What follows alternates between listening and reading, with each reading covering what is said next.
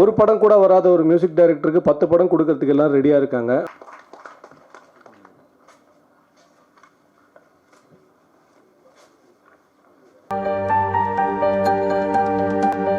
அடுத்ததாக இயக்குனர் திரு பாலாஜி வேணுகோபால்.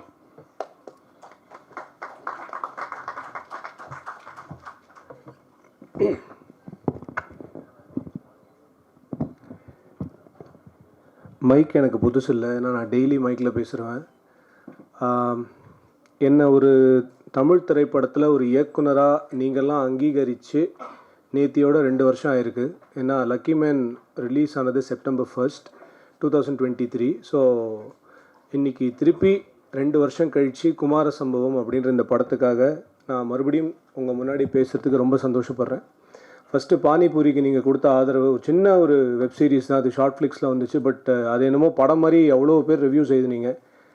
அதே மாதிரி தான் லக்கி மேனுக்கு நீங்கள் கொடுத்த ரிவ்யூஸ். என்றைக்காவது லைஃப்பில் நம்ம தோத்துட்டோமோ, நம்ம டவுன் ஆகிட்டோமோ அப்படின்ற மாதிரி ஃபீலிங் இருந்ததுன்னா உங்களுக்கே தெரியாமல் நீங்கள் ஒரு பெரிய ஹெல்ப் எனக்கு பண்ணீங்க. நீங்கள் கொடுத்த அத்தனை விமர்சனங்களையும் என்கிட்ட தொகுப்பாக நான் வச்சுருக்கேன். அதை நான் படிக்கும்போது என்னால் திருப்பி முடியும்னு நான் நம்புறதுக்கு முக்கியமான காரணம் நீங்கள் தான்.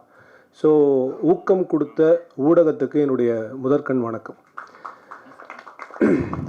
அடுத்தது தேங்கிங் லிஸ்ட் ரொம்ப பெருசு. பட் நான் என்னென்னா ரொம்ப எமோஷ்னலாக சாஃப்ட் ஸ்டோரிலாம் நான் சொல்ல போகிறதில்ல. பட் நான் கொண்டாடி இந்த நிகழ்ச்சியை முடிச்சு வைக்கணும் அப்படின்னு நினைக்கிறேன். அந்த கொண்டாட்டத்தின் முதல் பகுதியை இப்போ பண்ண போகிறோம். அந்த கொண்டாட்டம் வந்து எனக்கான கொண்டாட்டம் இல்லை, கிட்டத்தட்ட நம்மளோடவே பல வருடங்களாக ஓடி ஆடி அட்டகாசம் பண்ணி எல்லா இடத்துலையும் எல்லாருக்குமே தன்னை பிடிக்கிற மாதிரி ஒரு மனுஷன் 30 வருஷம் வேலை பண்ணியிருக்காரு. அப்படின்னா அவரை கொண்டாடாமல் யாரை கொண்டாடுறது? 30 வருடங்கள், 575 திரைப்படங்கள், அதையெல்லாம் தாண்டி இன்றைக்கும் பிஆர்ஓ அப்படின்னா ஃபஸ்ட்டு ஞாபகம் வர முதல் பேர் நிகில் முருகன். ஸோ இந்த படத்துக்கு அவர் பிஆர்ஓவாக இருக்கிறது நிஜமாவே எங்களுக்கு ரொம்ப பெரிய சந்தோஷம். And we want to do some honours for him. அதனால் கணேஷ் சார் ப்ளீஸ்.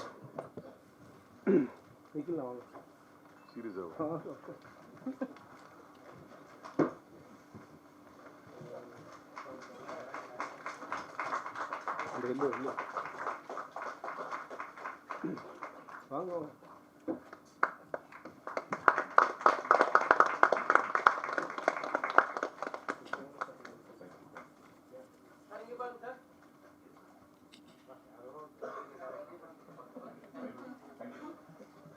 தேங்க்யூ நிக்கில்னா.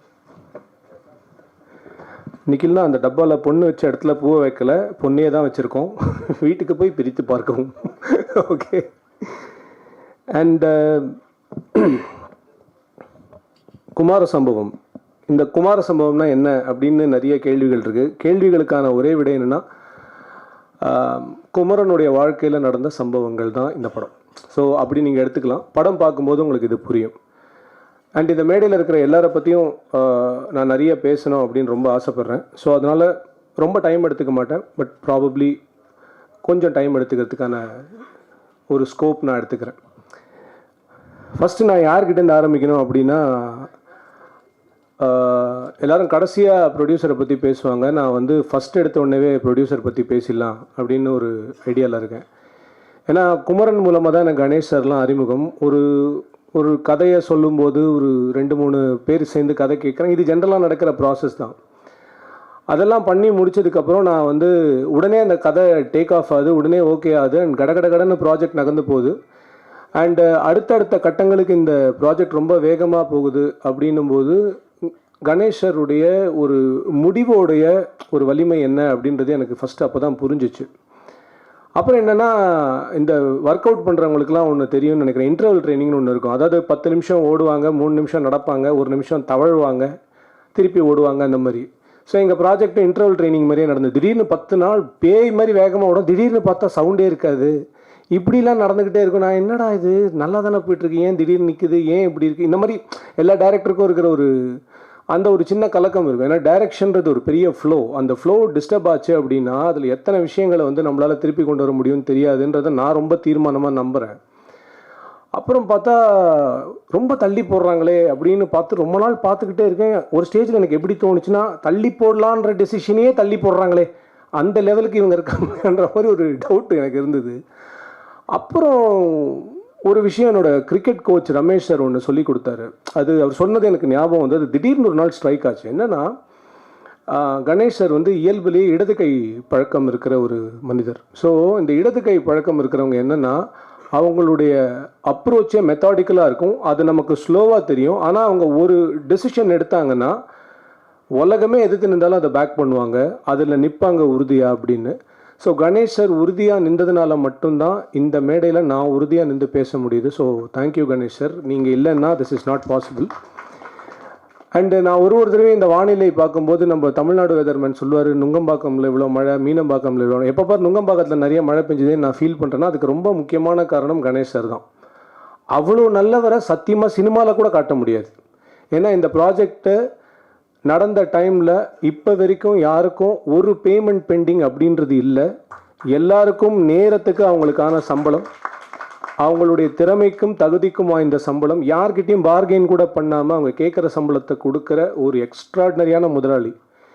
நான் உண்மையிலே சொல்கிறேன், ஒரு டைரக்டராக நான் இந்த படத்தில் ஜெயிச்சேன்னா எனக்கு இன்னொரு படம் கிடைக்கலாம், இன்னும் 2 படம் கிடைக்கலாம். ஆனால் ஒரு ப்ரொடியூசராக என் ப்ரொடியூசர் ஜெயிக்கணும்னு நான் ஏன் ஆசைப்பட்றேன்னா அவர் ஜெயிச்சா என்ன மாதிரி ஒரு 3லேருந்து 4 டைரக்டருக்கு லைஃப் கிடைக்கும். I am very sure. அந்த அளவுக்கு அவ்வளோ பேஷன் இருக்குது அவருக்கு ஒரு விஷயத்தை பண்ணுறதுல. எனக்கு அதுதான் ரொம்ப பிடிச்சது அவர்கிட்ட. அண்ட் இன்னைக்கு குமரன் வந்து எனக்கு ஒரு அண்ணன் மாதிரி அப்படின்னு பேசினார் தெரியுமா. நிஜமாவே அண்ணன் மாதிரின்லாம் சொல்ல வேணாம், அண்ணனே சொல்லியிருக்கலாம் குமரன் என்னை பொறுத்த வரைக்கும். அந்த மாதிரி தான் அவர் வந்து குமரனை பார்க்குறாருன்னு நான் நினைக்கிறேன். அடுத்தது யாருன்னா இந்த ப்ராஜெக்டில் வந்து முதல் முயற்சியாக இதுலேருந்து பாட்டிலேருந்து தான் ஆரம்பித்தோம். ஸோ அச்சு தான் ஆரம்பித்தான். அச்சு கூட ஒர்க் பண்ணுறதே ரொம்ப அலாதியான அனுபவம். பேசிக்காக அச்சு மாதிரி ஒரு கம்போசர் வந்து ரொம்ப ரொம்ப ரேர். அது எத்தனை பேருக்கு தெரியும் தெரியல. ஏன்னா இன்றைக்கி தமிழ் சினிமா எந்த கட்டத்துக்கு போயிருக்குன்னா ஒரு படம் கூட வராத ஒரு மியூசிக் டைரக்டருக்கு 10 படம் கொடுக்கறதுக்கு எல்லாம் ரெடியாக இருக்காங்க. ஆனால் பின்னோக்கி போய் பார்த்து நல்ல மியூசிக் டைரக்டர்ஸ் நிறைய பேர் இருக்காங்க. அவங்கள ஒரு கம்போசரை மேலே கொண்டு வருவோமேன்ட்டு சொல்லிட்டு ஏதாவது ஒரு டைரக்டர் ஏதாவது ஒரு ப்ரொடியூசர் யோசிச்சாங்கன்னா அச்சு மாதிரி நிறைய பேரை நம்ம திருப்பி மீட்டு கொண்டு வர முடியும் அப்படின்னு நான் நினைக்கிறேன். விடியாத இரவு பாட்டு எதுக்காக பண்ணோன்றதை நான் இப்போ சொல்கிறேன். உண்மையிலேயே என் தாத்தா பாட்டி காலத்தில் மயக்கமாக கலக்கமாக இருந்தது. என்னுடைய அப்பா அம்மா ப்ராபப்ளி இன்னும் கொஞ்சம் தள்ளி வந்த காலத்தில் வந்து யாராவது டவுனாக இருந்தால் ஒவ்வொரு பூக்களுமேனு ஒரு பாட்டு இருந்தது. இப்போ இருக்கக்கூடிய 2K கிட்ஸுக்கு என்றைக்காவது அவன் டவுன் ஆவான்ல, அப்போது அவன் லைஃப்பில் திருப்பி அவன் மேலே வரணும்னா நம்ம ஒரு பாட்டு பண்ணணும் அப்படின்னு எங்களுக்கு தோணுச்சு. அதுதான் விடியாத இரவு பாட்டில் வி ட்ரைட். அது என்னுடைய ஞானகுரு ஞான தகப்பன் கண்ணதாசனுக்காக இந்த பாட்டை ஒருவேளை அவர் எழுதினா எப்படி எழுதுவார் அப்படின்னு நினச்சி நான் எழுதின பாட்டு அது. இந்த படத்தில் 6 பாட்டு பண்ணோம். இந்த 6 பாட்டுமே ஒரு பாட்டு வந்து பாரதியாருக்கு டெடிகேட் பண்ணோம், ஒரு பாட்டு நாமுத்துக்குமாருக்கு டெடிகேட் பண்ணோம், ஒரு பாட்டு வைரமுத்து சாருக்கு பண்ணோம், ஒரு பாட்டு வாலி சாருக்கு பண்ணோம், ஒரு பாட்டு கண்ணதாசன் சாருக்கு பண்ணோம், ஒரு பாட்டு இப்போ இருக்கிற அசல் கோளார் பால் டப்பா மாதிரி நம்மளாலையும் எழுத முடியாதுன்னு சும்மா ட்ரை பண்ணி பார்த்தோம். அதுவும் எனக்கு தெரிஞ்சு நல்லா தான் வந்திருக்குன்னு நினைக்கிறேன். ஸோ யாருக்கும் வாய்ப்பு கொடுக்கக்கூடாது அப்படின்ற எண்ணம்லாம் எனக்கு கிடையாது மிஸ்டர் ஆனந்த். நீங்கள் சொன்னீங்க. எனக்கு என்னென்னா இந்த படத்தில் நான் வாய்ப்பு கொடுத்துக்கிட்டேன் அப்படின்னு நான் நினைக்கிறேன். ஏன்னா எனக்கு ஒரு வாய்ப்போட அருமை தெரியும். எனக்கு கொடுத்த வாய்ப்புகள், நிராகரிக்கப்பட்ட வாய்ப்புகள்லாம் எவ்வளோ இருந்ததுன்னு தெரியும். நான் ஒரு வேளை தப்பாக எழுதினேன்னா வேறு யாராவது யோசிக்கலாம் அப்படின்றது தான் என்னோடய ஐடியா. ஆனால் எனக்கு தெரிஞ்ச வரைக்கும் என்னோட கதைக்கான பாடல்களை என்னால் எழுத முடியும் அப்படின்னு நான் நம்பினா நான் எழுதினேன். பட் எல்லா படத்துலையும் நான் அதை பண்ணுவேனான்னு கண்டிப்பாக கிடையாது. Because I want to collaborate with lot of talents. Kumara Sambavam has to be special for me. இந்த படத்துடைய அத்தனை literature, anything that you see, ரைட்டிங்லேருந்து ஆரம்பித்து பாட்டுலேருந்து ஆரம்பித்து எவ்ரி திங், எழுத்துன்னு நீங்கள் எதை கேட்டாலோ பார்த்தாலோ இது அத்தனையும் நான் ஓன் பண்ணணும்னு நினச்சேன். இது ஒரு பேராசைன்னு கூட சொல்லலாம். பட் அந்த பேராசைக்கு பின்னாடி ஒரு மிகப்பெரிய அடுத்த பேராசை இருக்குது. என்னென்னா ஆடியன்ஸ் டிசர்வ் ஃபென்டாஸ்டிக் என்டர்டெயின்மெண்ட். அந்த ஆடியன்ஸ்க்கு இந்த மாதிரி ஒரு என்டர்டெயின்மெண்ட்டை இது வரைக்கும் யாரும் கொடுக்கல அப்படின்னு சொல்கிறதுக்காக உயிரை கொடுத்து அவ்வளோ வேலை நான் பண்ணேன் அப்படின்னு நான் சொல்லிப்பேன். இதை நான் சொல்லும்போது with a lot of humbleness only I'm telling. ஏன்னா இன்றைக்கி ஆடியன்ஸ்க்கு வந்து ஒரு தேட்டருக்கு வரும்போது, எங்கேயாவது ஒரு மாலுக்கு வந்து பார்க்கும்போது குழந்தைங்களோட வர நிறைய பேரண்ட்ஸ்க்கு வந்து எந்த படத்துக்கு போகிறதுனே தெரில. எனக்கு யூஏ இருக்குது, போகலாமா வேணாமா, ஐயோ இது ஏவாக இருக்குது, இதுங்க போகவே வேணாம், இது பயங்கர ஆக்ஷன் படமாக இருக்கும், குழந்தைங்களை கூப்பிட்டு போனோம். இந்த மாதிரி ஒரு அப்பா அம்மா எப்பயுமே குழப்பத்தில் இருக்காங்க. அந்த அப்பா அம்மாக்கள்லாம் கவலையப்படாமல் உங்கள் வீட்டில் இருக்கிற நண்டு சிண்டு எல்லாத்தையும் கூட்டிகிட்டு கண்டிப்பாக செப்டம்பர் 12 நீங்கள் தேட்டருக்கு வரலாம். உங்கள் வீட்டில் இருக்கிற பெரியவங்களையும் கூட்டிகிட்டு வாங்க.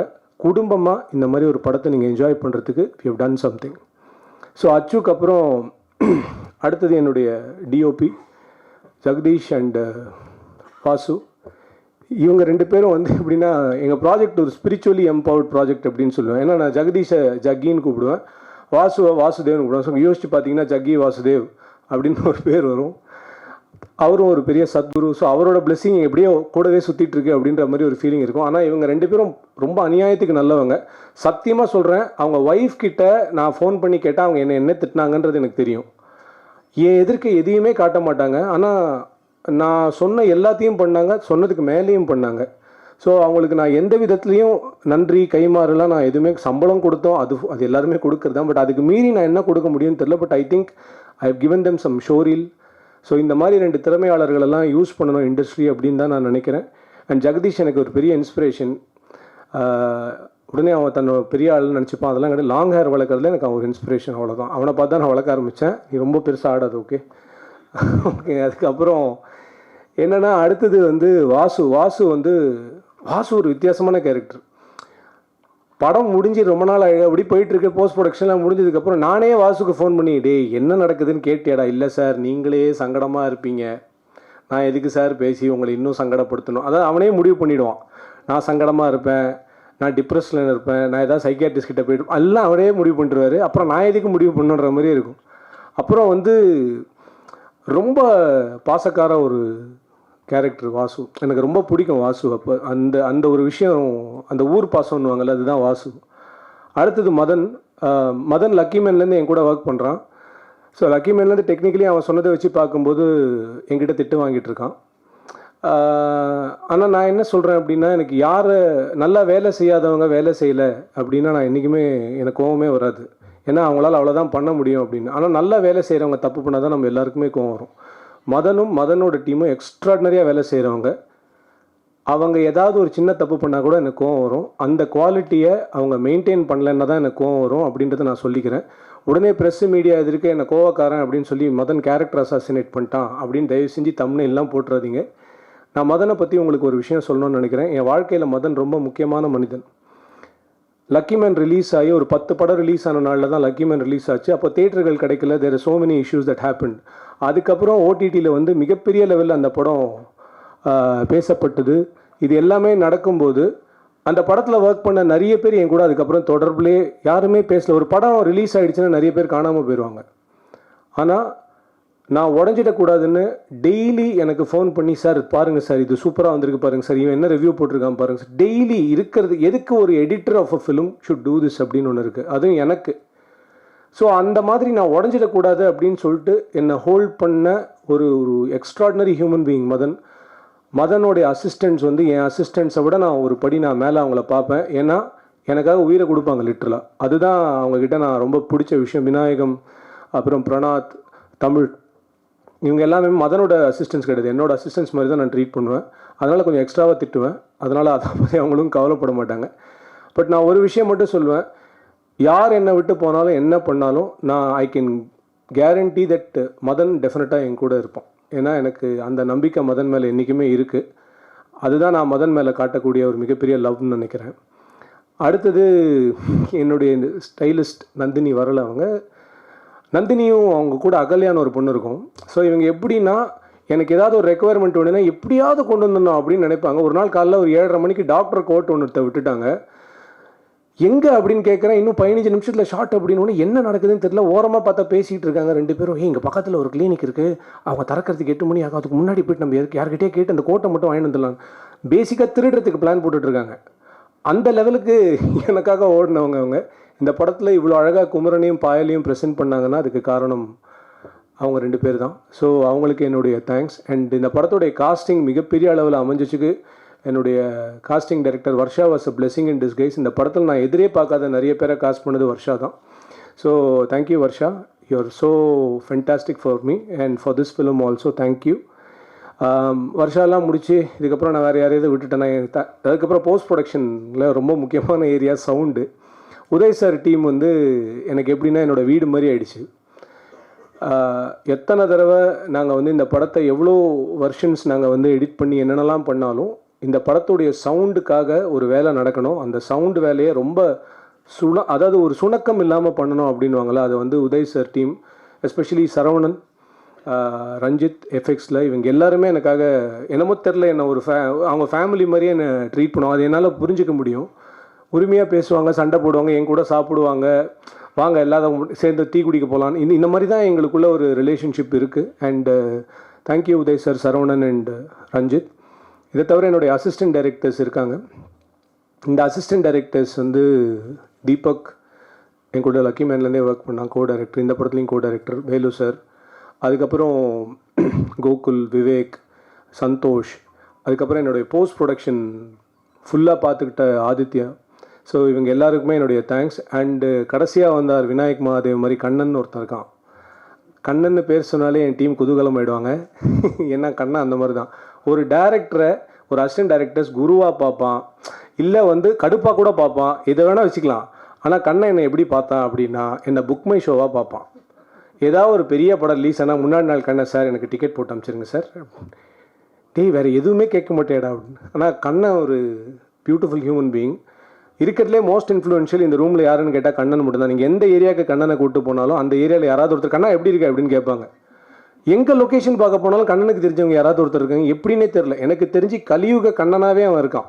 எங்கே போனாலும் எல்லாருக்கும் அவனை தெரியுது. ஸோ ஆக்சுவலாக மறைக்கிற உருவம் கிடையாது. இருந்தாலும் கண்ணன் ரொம்ப இன்ட்ரெஸ்டிங்கான ஒரு human being. Thanks Kanna.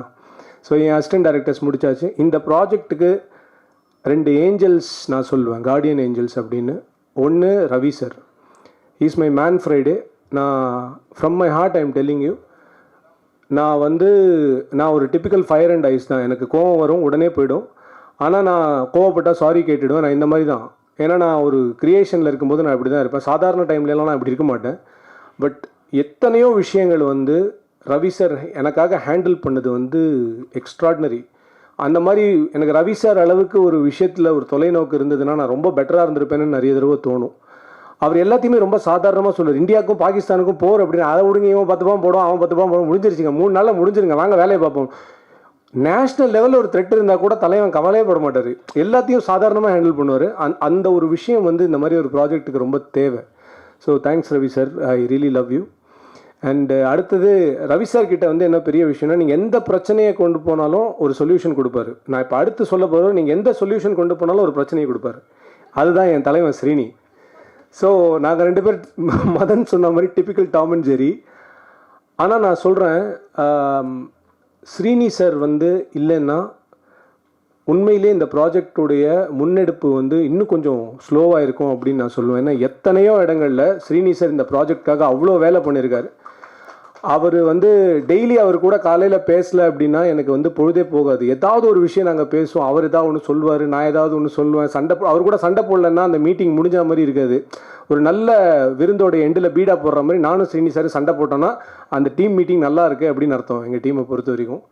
But அவர் சண்டை போடுறது எல்லாமே இந்த ப்ராஜெக்ட் நல்லா வரணும்னா இன்றைக்கி இந்த இடத்துல நம்ம பேசணும் அப்படின்றது தான் ரொம்ப முக்கியம். ரொம்ப அன்கண்டிஷ்னல் லவ், அன்கண்டிஷ்னல் சப்போர்ட்னுவாங்க தெரியுமா, அதுதான் ஸ்ரீனி சார். அதாவது குமரனுக்கு லைஃப்பில் கடவுளாக பார்த்து அமிச்ச பீப்புளில் ஸ்ரீனி சார் ரொம்ப முக்கியமானவர் அப்படின்னு நான் நினைப்பேன். அந்த அளவுக்கு Srini sir is a very very great human being. Thank you Srini sir, நீங்கள் இல்லைன்னா இது கிடையாது அப்படின்னு நான் நினைக்கிறேன். Then coming to my actors, first GM Kumar sir, தாத்தாலேருந்து ஆரம்பிப்போம். ஜிஎம் குமார் சார் வந்து லாஸ்ட் மினிட் இன்க்ளூஷன். நாங்கள் வேறு ஒரு ஆர்டிஸ்ட் கேட்டோம், பட் அவர் கொஞ்சம் உடல்நிலை சரியில்லாதனால வரமுடியல. ஜிஎம் குமார் சார் இப்படின்றதுக்குள்ளே வந்தார். ஃபஸ்ட்டு ஒரு 2 நாள் ஷூட் பண்ணிட்டு என்னை கூப்பிட்டுட்டே, யாரா நீ அப்படின்னாரு. என்ன அங்கேருந்து வான்ற, இங்கேருந்து நில்லுன்ற, எடுக்கிற, அவ்வளோதான்ற, போன்ற, வாழ்ற, என்ன நடக்குது எனக்கு புரியவே இல்லை அப்படின்னு. சார் நீங்கள் கதை அப்படின்னு, கதையெல்லாம் வேணாம், என் கேரக்டர் மட்டும் சொல்லணும். ஆனால் அவர் என் கூட ஒர்க் பண்ணுறது ரொம்ப பிடிச்சிருந்தது. அண்ட் எனக்கு என்ன பெருமை அப்படின்னா, பாக்யராஜ் சாருடைய எத்தனையோ எக்ஸ்ட்ராடினரி படங்கள் வந்து ஜிஎம் குமார் சாரும் லிவிங்ஸ்டன் சாரும் சேர்ந்து அவர் கூட ரைட்டிங்கில் ஒர்க் பண்ணியிருக்காங்க. அவங்க 2 பேரும் சேர்ந்து நடித்த ஷாட் இது வரைக்கும் தமிழ் சினிமாவில் கிடையாது. அப்பேற்பட்ட ஒரு நார்த்தில் சலீம் ஜாவித் மாதிரி சொல்லக்கூடிய ரைட்டர்ஸ் வந்து லிவிங்ஸ்டன் சாரும் குமார் சாரும். இவங்க 2 பேரும் சேர்ந்து நடித்த ஒரே ஷாட் அப்படின்றது, இதுக்கப்புறம் இது வேணால் வரலாம், முதல் ஷாட்டாக நான் வச்சுக்கிறேன். அது வந்து குமார சம்பவத்தில் தான் இருக்குது அப்படின்றது எனக்கு ஒரு மிகப்பெரிய பெருமை. அந்த பெருமை எனக்கு கொடுத்தாங்க 2 பேரும். லிவிங்ஸ்டன் சாருக்கும் ரொம்ப நன்றி. அடுத்தது எங்கள் அண்ணன் குமரவேல், பானிபூரிக்கு அப்புறம் இது. அவர் ஆக்சுவலாக அவங்ககிட்ட மேடை நாகரிகத்துக்காக வந்தான், யாரா ப்ரொடியூஸ் பண்ணுறாங்கன்னு கேட்டேன்லாம் சொன்னார். ஆக்சுவலாக ஃபஸ்ட் டைம் இவர்கிட்ட கதையை கொண்டு போய் சொல்லும் போது, டே என்னடா எப்போ பாரு போராளி ரோலே கொடுக்குறீங்க, என்னை பார்த்தா உங்களுக்கு வேறு எதுவுமே தெரியலையாடா அப்படின்ட்டு ஃபஸ்ட்டு ஃபீல் பண்ணார். அதுக்கப்புறம் பண்ண முடியாப்படா அப்படின்ட்டார். ஐயோ அண்ணனே முடியாதுன்ட்டாரு. அடுத்தது நான் என்ன பண்ணுறதுன்னு சொல்லிட்டு ப்ராஜெக்ட் அவுட்டு போல இருக்குது, அட்வான்ஸ்லாம் வாங்கிட்டு போய் இப்போ யாரை பிடிக்கிறது, இந்த ரேஞ்சுக்கு போயிட்டுருக்கு. அப்புறம் ஒரு வாரம் கழித்து அவர் திடீர்னு கூப்பிட்டாரு. கூப்பிட்டு சரி நானே பண்ணுறவா அப்படின்னாரு. சரி பரவாயில்ல, அது அண்ணனுக்கும் தம்பிக்கும் இருக்கிற விஷயம். நான் கூட சொல்லுவேன் எங்கள் அண்ணனுக்கு நான் தான் பண்ணுவேன் அப்படின்னு. ஸோ எங்கள் அண்ணனுக்கு ஆக்சுவலாக நான் உண்மையிலே சொல்கிறேன், ராதாமோகன் சார் வந்து இந்த படத்தை பார்த்தார்னா அவர் குமரவேல் என்னோட பாலாஜி அவனை நல்லா யூஸ் பண்ணியிருக்கான்னு சொல்லணுன்ற ஒரே ஒரு எய்மில் தான் நான் குமரவேல் நான் வந்து இந்த படத்தில் காமிச்சோம். அந்த கேரக்டர் வந்து குமரவேல் நாவை தவிர அவர் யாராலையுமே பண்ணியிருக்க முடியாதுன்றது தான் நீங்கள் படம் பார்க்கும்போது புரிஞ்சுப்பீங்க. அண்ட் இது ஒரு போராளியை பற்றின கதை, ஆனால் அவன் போராட்டத்தை பற்றின கதை கிடையாது. முதல்ல அதை புரிஞ்சுக்கணும். இது ஒரு ஃபிலிம் மேக்கரை பற்றின கதை, ஆனால் அவன் படம் எடுத்த கதை கிடையாது. அதையும் நீங்கள் புரிஞ்சுக்கணும். அதுக்கப்புறம் என்னுடைய பெஸ்ட்டு சிவா அரவிந்த் யார் அப்படின்னா, அந்த 16 வயது நிலையில் வந்து எல்லாரும் என்ன சப்பானின்னு சொல்கிறாங்க மயில் அப்படின்னு. நீ சப்பானி இல்லை கோபாலகிருஷ்ணன் அப்படின்வாங்க இல்லையா. அவர் பாவம் ஒரு படத்தில் நடித்தார். அந்த படம் வேறு 100 கோடி கலெக்ட் பண்ணிடுச்சு. எங்கே போனாலும் பாவம் அவரை கிளின்னு கூப்பிட்டு ஒரு தடவை எங்கேயோ ஒரு ஷூட்டிங்கில் அவரை பார்க்கும்போது பார்த்தா நல்லா பல எம்ஜிஆர் மாதிரி தகன்னு மின்றார். யார் அவருன்னா நான் தாங்க கிளி அப்படின்னு ஒன்று. இவ்வளோ அழகாக இருக்குது, எதுக்கே அந்த போய் எப்படி நடிச்சிங்க அப்படின்னு நான் சொன்னேன் நீங்கள் வாங்க நம்ம பண்ணலாம். எனக்கு இந்த தமிழ் சினிமாவில் ரொம்ப கஷ்டமான விஷயம் என்னென்னா டைப் காஸ்டிங் பண்ணிக்கிட்டே இருப்பாங்க. ஒருத்தர் ஒரு கேரக்டரில் ஹிட் ஆகிட்டார்னா அதே கேரக்டருக்கு திருப்பி கூப்பிட்டுக்கிட்டே இருப்பாங்க. அதை உடைக்கிறதுக்கு ஏதாவது ஒரு படம் நடக்கணும் அவங்களுக்கு. அந்த படமாக சிவாக்கு இந்த படம் நடக்கும். ஏன்னா இப்போ எனக்கு நான் நடிக்கிறது நான் நிறுத்தினேன் அப்படின்னா, நான் நிறுத்தலை ஆக்சுவலாக. எப்போ பாரு என்னை பார்த்தா கார்பரேட் வில்லன் அப்படின்றவாங்க. எனக்கு புரியவில்லை, கார்பரேட்டில் எல்லாருமே வில்லன் கிடையாது. அது என்னை பார்த்தா வில்லனாகவே கூப்பிட்டு இருக்காங்க. எனக்கு தெரியல. நாய்கள் ஜாகிரதைக்கு அப்புறம் எல்லாரும் என்னை வில்லனாகவே கூப்பிட்டு இருந்தேன். எனக்கு அந்த மாதிரி படங்களில் என்னை பார்க்குறதுக்கு பிடிக்கல. அதனால தான் நான் நடிக்கிறது கொஞ்சம் ஸ்டாப் பண்ணேன். பட் அது ஏதோ ஒரு பிளெஸிங் இன் டிஸ்கைஸ். நான் இன்றைக்கி டைரெக்ஷன்லாம் பண்ணிகிட்ருக்கேன். எனக்கு இன்னும் நான் ஒரு ரோல் பண்ணுறதோட அது சின்ன ரோலாக இருந்தாலும் அந்த ரோலில் இன்னொருத்தரை நடிக்க வைக்கிறது எனக்கு ரொம்ப பிடிச்சிருக்கு. அட்லீஸ்ட் அவங்களுடைய லைஃப்பில் நம்மளால் ஒரு சேஞ்சை கொண்டு வர முடியும்னா ஐ கேன் டூ இட். அதுக்காக அடுத்தது வினோத் முன்னா சார் கிட்ட இயல்பாகவே வந்து ஒரு சின்ன மந்தத்தன்மை இருக்கும் அவர் நடக்கும்போது எல்லாமே பண்ணும்போது. ஆனால் அவர் பண்ண கேரக்டர் வந்து அதை ரொம்ப பர்ஃபெக்டாக உள்வாங்கி பண்ணார். அண்ட் நான் ஜஸ்ட் ஸ்பாய்லர் மாதிரி ஒன்று கொடுக்குறேன். செகண்ட் ஹாஃபில் அவர் ஒரு சீன் பண்ணியிருக்காரு. அந்த சீன் நாங்கள் எத்தனை ஃபோக்கஸ் குரூப் ஸ்க்ரீனிங் போட்டாலும் அந்த சீனில் மினிமம் 3லேருந்து 4 பேர் கண் கலங்கி நான் பார்த்துருக்கேன். ஒரே ஷாட்டில் அந்த மனுஷன் நடித்தார். அது கண்டிப்பாக ஆடியன்ஸ் அத்தனை பேருக்கும் அது ரொம்ப பிடிக்கும்னு நான் நம்புகிறேன். ஏன்னா we all know that film. So அது அவர் லைஃபோடைய ஒரு பெஸ்ட்டு ஷோரீலாக இருக்கணும்னு நான் ஆசைப்பட்றேன். அதுக்கப்புறம் என்னுடைய நண்பன் வினோத் சாகர், அவன் இந்த படத்தில் ரொம்ப முக்கியமான ஒரு க்ரூஷியல் ரோல் பண்ணியிருக்கான். இன்றைக்கி விஜய் தேவரகொண்டா கூட நடிச்சிட்ருக்கான். அதனால் அவனால் வர முடியல. பட் இந்த படம் வினோதுக்கு ஒரு மிகப்பெரிய ஒரு மாற்றமாக அமையும் நான் நம்புகிறேன். அதே மாதிரி பாலசரவணன் வந்து வேறு ஏதோ ஒரு படத்தில் நடிச்சிட்ருக்காரு. பட் பாலசரவணனும் இந்த படத்துடைய ஒரு மிகப்பெரிய பில்லர்.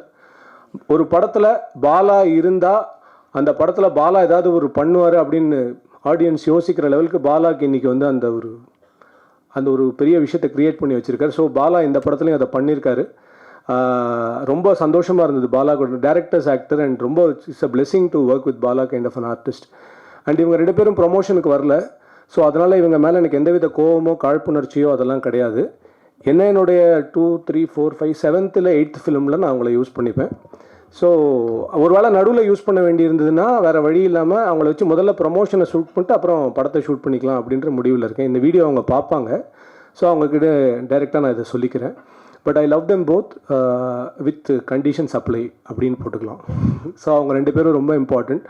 இதை தவிர கவிதா அண்ட் தாரிணி, இவங்க 2 பேரை பற்றி நான் என்ன சொல்கிறதுன்னே தெரியல. ஏன்னா dedication to the core, unbelievable dedication. நான் சொன்ன டைமுக்கு வருது பர்ஃபெக்டாக. இந்த சீனில் நான் என்ன பண்ணுறேன், எனக்கு டைலாக் இருக்கா இல்லையா, சும்மா இருக்க போகிறேன்னா இருக்க மாட்டேனா, நான் என்ன பண்ணுறேன், இந்த யூனிவர்ஸில் நான் யார், இந்த கேள்விலாம் எதுவும் கிடையாது. அங்கே வாங்க, இங்கே பாருங்கள், இது போதும், அது தேவையில்லை, இதுக்கு மேலே பேசாதீங்கன்னா எந்த வித they surrendered themselves to the craft. அது அவங்க 2 பேரையும் இந்த படத்தில் நான் அவங்க 2 பேரையுமே எனக்கு தெரிஞ்சு ரொம்ப பியூட்டிஃபுல்லாக நாங்கள் அவங்கள காமிச்சிருக்கோம். என் படத்தில் நான் எப்பயுமே ஃபாலோ பண்ணுற விஷயம், விமன் இந்த ஃபிலிமை அப்ஜெக்டிஃபை பண்ணவே கூடாது என்னுடைய படங்கள்ன்றதை நான் ரொம்ப தீர்மானமாக எப்பயுமே ஒரு முடிவெடுப்பேன். ஸோ அந்த மாதிரியான ஒரு விஷயத்தை தான் இந்த படத்தில் நாங்கள் பண்ணியிருக்கோம். And women in my film look very beautiful, dignified as women. So அதுதான் ரொம்ப ரொம்ப இம்பார்ட்டண்ட். ஏன்னா நானும் ஒரு அம்மாவுக்கு பையன், ஒரு அக்காவுக்கு தம்பி, ஒரு மனைவிக்கு கணவன், ஒரு பாட்டிக்கு பேரன். ஸோ அதனால் அவங்களும் என் வீட்டில் இருக்கிற மாதிரி தான் நான் ட்ரீட் பண்ணுவேன் அவங்கள. ஸோ அவங்க 2 பேரும் இந்த படத்துக்கு அப்புறம் அடுத்த லெவல் போவாங்கன்னு நானும் நம்புகிறேன். ஸோ இதுக்கப்புறம் இந்த சைடில் வேறு யாரை விட்டேன், எல்லாரையும் பேசி முடிச்சாச்சா? Okay, fine. ஸோ இப்போ நான் இன்னொன்று பாயல் பற்றி சொல்லணும்.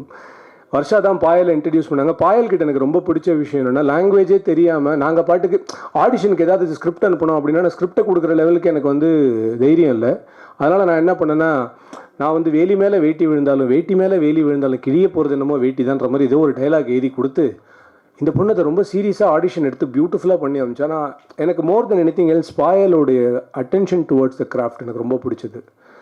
அந்த விஷயம் பிடிச்சதுக்கப்புறம் நான் டிசைட் பண்ண, சரி கூப்பிட்டு ஃபோட்டோ ஷூட் பண்ணி பார்ப்போம் அப்படின்னோடனே she was very attentive. And எனக்கு என்னென்னா, குமரனும் பாயலும் ரொம்ப பியூட்டிஃபுல்லாக இருந்தாங்க. ஆக்சுவலி இப்போ நீங்கள் பார்க்குறதுல எந்த கேரக்டருமே இந்த படத்தில் இந்த கேரக்டர் நகர்த்திட்டிங்கன்னா அந்த படத்தோட கதை நகரவே நகராது. ஸோ பாயலோட character is a very centrifugal character. It is not like a typical heroine character. It has got so much depth into it. And ரொம்ப இம்பார்ட்டண்ட்டான பாயல் பண்ணுறது தான் இந்த படத்தோட செகண்ட் ஹாஃப்ன்றது தான் உண்மை. ஸோ அந்த லெவலுக்கு ஒரு விஷயம் பாயலால் இந்த படத்தில் நடக்கும். அதனால் பாயலுக்கு உண்மையிலே ஒரு மிகப்பெரிய எதிர்காலம் காத்துட்ருக்கு நான் நம்புகிறேன். தேங்க்யூ. அவங்களுக்கு பாயல் ராதாகிருஷ்ணான்னு பேர் வச்சதுக்கப்புறம் ட்ராவல் ராதாகிருஷ்ணா அப்படின்னு நாங்கள் பேர் வச்சிட்டோம். ஏன்னா அவங்க ஷூட்டிங்க்கு வேறு படங்களுக்கெலாம் போவாங்க, தெலுங்கு கன்னடலாம் போவோம். திடீர்னு பார்த்தா நாங்கள்லாம் இங்கே நாயா பேயா லொக்கேஷன் பார்க்க சுற்றிட்டு இருப்போம். Sir, I am going on a solo trip to Sweden sir அப்படின்வாங்க. இங்கே அவனுக்கு காண்டாக இருக்கும். அம்பத்தூர் பக்கத்தில் நாங்கள் பார்த்துன்னு இருக்கிறோம், நீ என்னடா நான் ஸ்வீடன் போகிறேன்ற மாதிரி. ஆனால் என்னென்னா, ரொம்ப அட்வென்ச்சர் ஃப்ரீக், பட் ரொம்ப ரொம்ப சின்சியரான டெடிக்கேட்டட் ஆர்டிஸ்ட். இவங்களுக்கு பெரிய வருங்காலம் தமிழ் சினிமாவில் நல்ல சவுத் இண்டியன் சினிமா கொடுக்கட்டும்னு நினைக்கிறேன். அடுத்தது தேவா அண்ணன், நான் உங்களை மிஸ் பண்ணிடக்கூடாது. தேவா அண்ணன் வந்து ஒரு கார்டியன் ஏஞ்சல் அவரும் எங்களுக்கு. அதாவது தூரத்தில் தேவா அண்ணன் எங்கேயாவது நின்றுந்தார் சிரிச்சிருந்தாருன்னா அன்றைக்கி ஏதோ அவர் ஹாப்பியாக இருந்தாருன்னா அது ஏதோ நல்லா நடக்க போகுதுன்னு அர்த்தம். ஸோ தேங்க்ஸ் தேவா அண்ணன். ஒரு பெரிய சீனியர் பர்சன், எவ்ரிடே எங்களை வந்து ப்ளெஸ் பண்ணுறதுக்காகவே வரா மாதிரி இருக்கும். அண்ட் ராகேஷ், எங்களுடைய இபி, அவரோட டீம் அன்பிலீவபிள். ராகேஷை வந்து நீங்கள் யார்கிட்ட வேணால் பேச வைக்கலாம், அந்த மாதிரி ஒரு மனுஷன். Super Rakesh sir. And Ram and மோகன் அண்ணா, மேனேஜர்ஸ் 2 பேரும் எக்ஸ்ட்ராடினரி. ஸோ இதை தவிர நான் வேறு யாரெல்லாம் சொல்லணுன்னா, நான் டிசைன் பண்ண சந்தோஷ், அவருக்கு என்னுடைய மிகப்பெரிய நன்றி. நான் யாரையாவது விட்டுருந்தா மன்னிச்சிருங்க. அண்ட் ஃபைனலாக நான் குமரன் பற்றி சொல்லணும் அப்படின்னு நினைக்கிறேன். குமரன் பற்றி சொல்கிறதுக்கு என்கிட்ட பெரிய ஸ்கிரிப்டெல்லாம் எதுவும் இல்லை. ஆனால் சொல்லணும்னு நினச்ச ஒரு மிக முக்கியமான விஷயம் ஒன்று இருக்குது. என்னென்னா, குமரன் வந்து நான் லக்கி மேன் முடிஞ்சதுக்கப்புறம் எனக்கு ஒரு தடவை ஃபோன் பண்ணி, அண்ணா எனக்கு என்னை லான்ச்சுக்கு ஸ்கிரிப்ட் தேடிட்டு இருக்காங்கண்ணா, உங்ககிட்ட ஏதாவது ஸ்கிரிப்ட் இருக்கா அப்படின்னு. நானே லான்ச் ஆனான்னு தெரியாத ஒரு சுச்சுவேஷனில் குமரன் எனக்கு ஃபோன் பண்ணி என்னை லான்ச் பண்ணணுன்னு சொல்லணும். நான் உடனே சரி அதெல்லாம் இருக்குது பார்த்துக்கலாவா அப்படின்னு சொல்லிட்டு போய் நான் ஒரு கதையை சொல்கிறேன். அந்த கதை டேக் ஆஃப் ஆகுது. அங்கேருந்து there is no look back. குமரனுக்கு என்ன ஒரு பெரிய அட்வான்டேஜ்னால், குமரன் நல்லா வரணும்னு நினைக்கிற நிறைய பேர் குமரனை சுற்றி இருக்காங்க. இன்றைக்கி அதுதான் இந்த உலகத்தில் ரொம்ப கம்மியாக இருக்குது. So I'm so happy that குமரனுக்கு ஒரு மிகப்பெரிய எதிர்காலம் இருக்குது. And such a dedicated artist. எத்தனையோ இடத்துல குமரனால் காமெடி பண்ணியிருக்க முடியும், எத்தனையோ இடத்துல குமரனால் கவுண்டர் கொடுத்துருக்க முடியும்.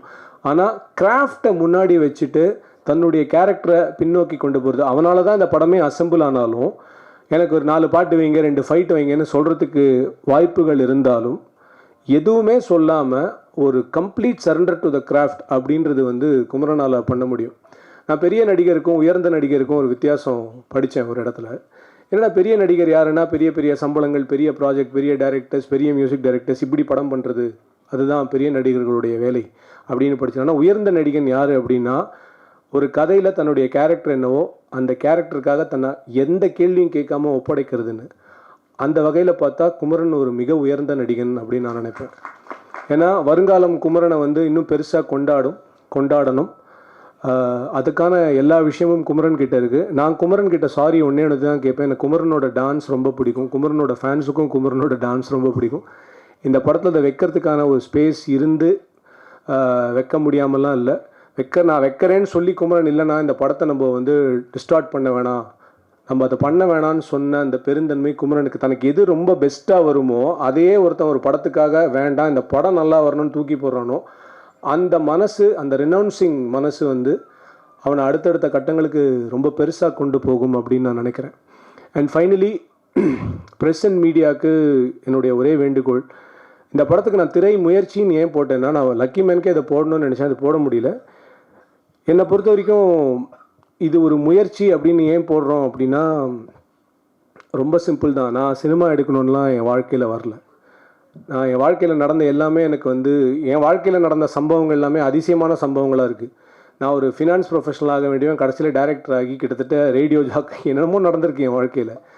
பட் இந்த ஒரு வேலைக்காகவே வந்து இன்னமும் இதற்கான வாய்ப்பு கிடைக்காதவர்கள் எத்தனையோ பேர் இருக்கும்போது எனக்கு இந்த வாய்ப்பு கிடைக்குது, ஏதோ இறை அருள் அப்படின்னு நான் நினைக்கிறேன். நான் வணங்கும் முருகன் எனக்கு கொடுக்கக்கூடிய ஒரு மிகப்பெரிய அருள். ஸோ அதனால் நம்ம பண்ணுற எல்லாத்தையுமே முயற்சினே போடுவோம். ஸோ அந்த முயற்சி என்னோட முயற்சியாக இருக்கட்டும், அது நல்லா இருந்தால் திரைப்படம்னு மக்கள் கொண்டாடட்டும் அப்படின்ற ஒரே ஒரு ஆசை தான் எனக்கு. ஸோ முயற்சி என்றைக்குமே என்னை திருப்பி இன்னொரு முயற்சி பண்ண வச்சுக்கிட்டே இருக்கும். நான் இதுதான் அப்படின்னு ஃபிக்ஸ் ஆகிட்டேன்னா அதுக்கப்புறம் பண்ண முடியாதுன்றதுக்காக தான் போடுறேன். அண்டு கடவுளுடைய அனுகிரகம் இந்த ப்ராஜெக்டில் இருக்குது அப்படின்றத நான் எங்கே உணர்ந்தேன் அப்படின்றத சொல்லி இன்றைக்கி என்னுடைய உரையை முடித்துக்கொள்கிறேன். லக்கி மேனுடைய முதல் டைட்டில் கந்தன் கருணை அப்படின்னு வச்சோம். பட்டு அந்த டைட்டில் கிடைக்கிறதுக்கான நிறைய சிக்கல்கள் இருந்ததுனால தான் லக்கி மேன்னு வச்சோம். நான் அடிப்படையில் நான் ஒரு முருக பக்தன். ஸோ என்றைக்கோ ஒரு நாள் பாம்பன் சுவாமிகள் டெம்பிள் போயிட்டுருக்கும்போது முருகன் கிட்டே போயிட்டு டைட்டிலே வைக்க முடியலப்பா என்ன பண்ணுறதுன்னு ஏதோ மனசு வருத்தப்பட்டு நான் சொல்லிட்டேன். அதுக்கப்புறம் பார்த்தீங்கன்னா முருகன் எனக்கு எப்படி அமைச்சு தரான் அப்படின்னா, நான் எடுக்க போகிற படம் அடுத்த படத்தோடைய பேர் குமார சம்பவம் அப்படின்னு ஒரு டைட்டில். அந்த டைட்டில் கூட ஸ்ரீனி சார் சொன்னது தான். இந்த படத்துடைய ஃபைனல் அவுட்புட் நான் மட்டும் டிசைட் பண்ணல, கணேஷ் சார், ஸ்ரீனி சார், குமரன், அப்புறம் ரவி சார் எல்லாரும் சேர்ந்து டிசைட் பண்ணது தான் எங்களுடைய ஃபைனல் அவுட்புட். ஏன் சொல்கிறேன் அப்படின்னா, நான் ஒரு டைரக்டர் ஒரு ப்ரொடக்ஷன் கம்பெனிக்கு ஒர்க் பண்ணுறேன்ற ஒரு ஃபீலிங்கை அவங்க எனக்கு கொடுக்கல. நான் என்னோடய ஃபேமிலிக்கு ஒர்க் பண்ணுறேன்ற ஒரு ஃபீலிங்கை அவங்க எனக்கு கொடுத்தாங்க. எந்த டைரக்டரும் ஒரு ப்ரொடக்ஷன் கம்பெனி எனக்கு தெரிஞ்சு இப்போ இந்த மாதிரி பேச மாட்டாங்க. நான் சொல்கிறேன்னா என்னை எந்த அளவுக்கு அவங்க ட்ரீட் பண்ணியிருக்காங்கன்றதை நீங்கள் புரிஞ்சுக்கலாம். ஸோ இப்போது இந்த கதைக்கு வரேன். இப்போது படத்துடைய பேர் குமார சம்பவம், அடுத்த படத்துடைய பேர். அந்த படத்தில் ஹீரோ யாருன்னா குமரன், கூட குமரவேல், கூட ஜிஎம் குமார் அண்டு காமெடியன் பால சரவணன். எல்லாத்துக்கும் மேலே இந்த ப்ரோக்ராம் இவ்வளோ சிறப்பாக நடக்கிறதுக்கு காரணம் எங்கள் அண்ணன் நிக்கில் முருகன். இதுக்கு மேலே நான் வந்து இதுக்கு மேலே நான் முருகன் கிட்ட கேட்கவே முடியாதுன்ற லெவலுக்கு ஒரு விஷயம் நடந்திருக்கு. So I am so happy. நான் ஆடியன்ஸ்க்கு சொல்கிறது ஒன்று தான், நல்ல திரைப்படங்களை நீங்கள் ஊக்குவிக்கிறதுக்கு என்றைக்குமே மிஸ் பண்ணதில்லை. ஒரு டூரிஸ்ட் ஃபேமிலி மாதிரி ஒரு படம் எப்படி இன்றைக்கி வந்து பல நம்பிக்கையான கதவுகளை திறந்து விட்டுருக்கோ, குமார சம்பவம் மாதிரியான படைப்புகளுக்கும் அதே ஆதரவு கொடுக்கும்போது அது மிகப்பெரிய வாசல்களை, மிகப்பெரிய கிரியேட்டர்ஸை, மிகப்பெரிய நடிகர்களை கொண்டு வரும். அந்த ஒரு வேலையை நீங்கள் கண்டிப்பாக ஆடியன்ஸ் பண்ணுவாங்க. அண்டு கண்டிப்பாக நான் சொல்கிறேன், ப்ரெஸ்ஸை ரொம்ப பெருமைப்படுத்துகிற ஒரு படமாக இது இருக்கும். கண்டிப்பாக உங்களுடைய ஃபேமிலியோட, உங்கள் குழந்தைகளோட நீங்கள் வந்து பார்க்குற ஒரு ரொம்ப ரொம்ப கண்ணியமான, நேர்மையான, ரொம்ப என்டர்டெய்னிங்கான, என்ஜாயபுளான படமாக இருக்கும் அப்படின்னு நம்புகிறோம். ஸோ சப்போர்ட் பண்ணுங்கள். அண்ட் ஃபைனலாக ஆடியன்ஸ்க்கு என்னோடய ஒரே ரிக்வெஸ்ட் என்னென்னா, இந்த படம் பார்க்குறதுக்கு முன்னாடி நீங்கள் எந்த படம்லாம் பார்க்கணும் அப்படின்னு நான் சொல்லிடுறேன். லக்கி மேன் பார்த்துருங்க, யாத்திசை பார்த்துருங்க. ஏன்னா ஒரு நல்ல படம் கொடுத்த டைரக்டரும் நல்ல படம் கொடுத்த ப்ரொடியூசரும் சேர்ந்து இன்னொரு நல்ல படம் தான் கொடுப்பாங்கன்னு நீங்கள் நம்புறதுக்கு அது ஒன்று தான் ஒரே வழி. சரியா? வேறு நாங்கள் எதுவும் சொல்கிறதுக்கு இல்லை. அண்டு எண்டிங்காக ஒரு பியூட்டிஃபுல்லான ஒரு விஷயத்தை பண்ணி முடிக்கணும் அப்படின்னு இருக்கோம். அது என்ன அப்படின்னா, நான் முன்னுக்கு வரும்போது என்னை தட்டி கொடுக்கறதுக்கோ என்னை வந்து வழி நடத்துறதுக்கோ ரொம்ப பேர்லாம் இல்லை, கைப்பிடிச்சு தூக்கி விடுறதுக்கு. இன்னி வரைக்கும் எனக்கு ரொம்ப சோல் ஸ்ட்ரென்த்தாக இருக்கிறது என்னுடைய அருமை நண்பர் music director GV Prakash. So GV Prakash சொல்லி தான் இந்த படத்தில் சக்தி பாலாஜின்னு ஒரு சூப்பர்பான ஆக்டரை நாங்கள் இன்ட்ரடியூஸ் பண்ணோம். அவர் 2-3 படம் நடிச்சிருக்காரு. அவர் இறுதி சுற்று, அதுக்கப்புறம் வந்து சூரரை போற்றுலலாம் வந்து அசிஸ்டன்ட் டைரக்டராக ஒர்க் பண்ணியிருக்காரு. ஆனால் இந்த படத்தில் நான் கூப்பிட்டேன்ன உடனே வந்து ஒரு பியூட்டிஃபுல் விச்சுன்னு ஒரு கேரக்டர் பண்ணார். ஸோ ஜிவி சொன்னால் அது கரெக்டாக இருக்கும்னு நம்புகிற ஒருத்தர்னா. ஸோ ஜிவி என்கிட்ட சொல்லிக்கிட்டே இருக்கிற ஒரு விஷயம், என்றைக்காக இருந்தாலும் நீ உன்னோட வேலையை பண்ணிகிட்டே எங்கேயாவது யாராவது ஒருத்தர் நோட் பண்ணிகிட்டே இருப்பாங்க அப்படின்னு சொல்லிட்டு. அண்ட் என்னுடைய வாழ்க்கையில் நிறைய ஊக்கம் எனக்கு கொடுத்த நண்பர் ஜிவி தான். ஸோ இன்றைக்கி இல்லை, என்றைக்குமே அது இருக்கும் அப்படின்னு எனக்கு தெரியும். ஸோ ஒரு 20 ஆண்டு கால நட்பு எங்களுது. அந்த மாதிரி ஜிவி எனக்கு கொடுத்த ஊக்கம், எனக்கு நல்ல டைம் வரும்போதெல்லாம் ஜிவி வந்து கொடுக்கக்கூடிய அந்த வார்த்தைகள் வந்து எனக்கு மிகப்பெரிய உத்வேகத்தை கொடுக்கும். ஸோ ஒருத்தருக்கு நல்ல டைம் வருது அப்படின்றது நம்ம தெரிஞ்சுக்கலாம். ஸோ குமரனுக்கு நல்ல டைம் வந்துருச்சு அப்படின்னு நான் நினைக்கிறேன். On that note I really want to wish Kumaran, உனக்கு நல்ல டைம் வந்துருச்சு. அந்த டைம் இங்கேருந்தே ஆரம்பிக்கணும்னு நினைக்கிறேன். ஆதி கொஞ்சம் கொடுக்குறியா?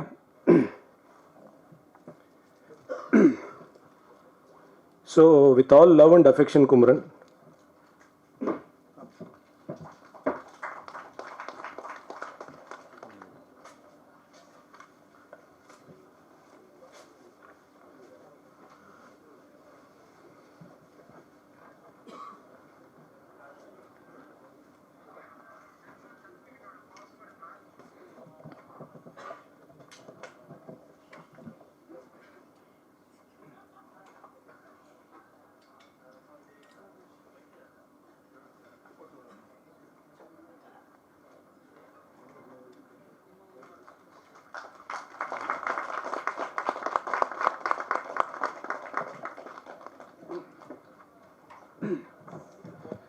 அண்ட் இதுக்கப்புறம் என்னுடைய அவுட்டோர் ப்ரொமோஷன்ஸில் உறுதுணையாக இருக்கக்கூடிய விஜய் செல்லையா, ஸ்ரீதர் அண்ட் எங்களுடைய டிஜிட்டல் ப்ரொமோஷன்ஸில் பட்டய கலப்புற என் தலைவர் சித்தார்த், இவங்க எல்லாருக்குமே என்னுடைய வாழ்த்துக்களையும் தெரிவித்துக் கொள்கிறேன். Press and media, thank you for your time. And கண்டிப்பாக குமார சம்பவம் உங்கள் வாழ்க்கையில் மறக்க முடியாத ஒரு படைப்பாக கொடுக்கறதுக்கு நாங்கள் முயற்சி பண்ணியிருக்கோம். உங்கள் ஆதரவு கண்டிப்பாக இருக்கும் நம்புகிறோம். Thank you so much for your time and thank you so much for your love and thank you for what ever you are going to give to us. Thank you.